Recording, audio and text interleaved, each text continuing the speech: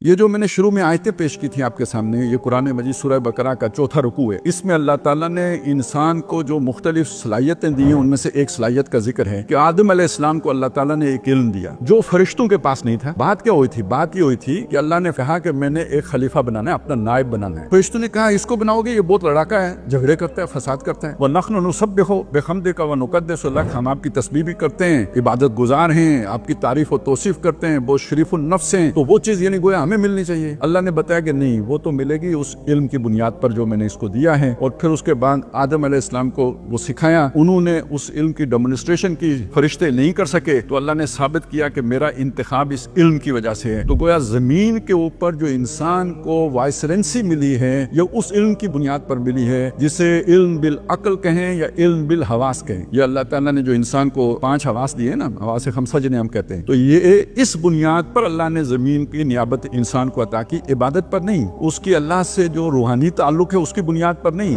اس بنیاد پر کہ تمہارے پاس یہ دنیا کو چلانے کا علم ہے۔ اب جس کے پاس دنیا کے زیادہ وسائل ہوں گے وہی تو پھر نیابت کر سکے گا نا۔ تو تاریخ انسانی میں آپ یہ دیکھیں گے کہ اقتدار اس کو ملا ہے کہ جس کے پاس طاقت ہو۔ یہ تقویٰ کی بنیاد پر نہیں ملتا، نیکیوں کی بنیاد پر نہیں ملتا، فرشتوں کو بھی نہیں ملا، اور دنیا میں بھی اللہ کی یہی سنت چلی آ رہی ہے کہ جس کے پاس وسائل ہوتے ہیں یہ اس کو ملتا ہے۔ آگے پھر اس کی مرضی ہے، اگر اس کے ساتھ تقویٰ بھی ہوگا تو ان وسائل کو اس اقتدار کے باوجود خیر و برکت کے ساتھ استعمال کرے گا، جیسے کہ نبی صلی اللہ علیہ وسلم اور آپ کے صحابہ اکرام نے استعمال کیا، یا ذوالقرنین نے کیا جس کا ذکر قرآن مجید میں آتا ہے، یا داؤد علیہ السلام نے کیا اور سلیمان علیہ السلام نے کیا۔ اور اگر اس کے پاس اللہ کی ہدایت نہیں ہوگی تو یہ سارا اقتدار اور یہ سارے وسائل وہ پھر فرعون بنے گا، نمرود بنے گا۔ تو گویا دنیا میں جتنا کچھ بھی اللہ نے دیا ہے وہ امتحان کے لیے ہے، اور اس امتحان کا اختیار ہمارے پاس ہے کہ ہم اس چیز کا صحیح استعمال کرتے ہیں یا غلط استعمال کرتے ہیں۔ ایک آدمی کو صرف 6 فٹ وجود پر اختیار دیا ہے، اس کا امتحان اس 6 فٹ کا ہوگا۔ ایک آدمی کو اللہ تعالیٰ نے